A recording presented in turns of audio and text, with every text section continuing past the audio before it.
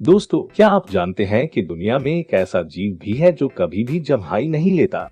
क्या आप इसका जवाब जानते हैं? तो आप पहले वीडियो को पॉज करके कमेंट जरूर कर दीजिएगा। दोस्तों, इसका सही जवाब है जिराफ। जी हाँ दोस्तों, जिराफ ही पूरी दुनिया में एकमात्र ऐसा जीव है जो कभी भी जमुहाई नहीं लेता है।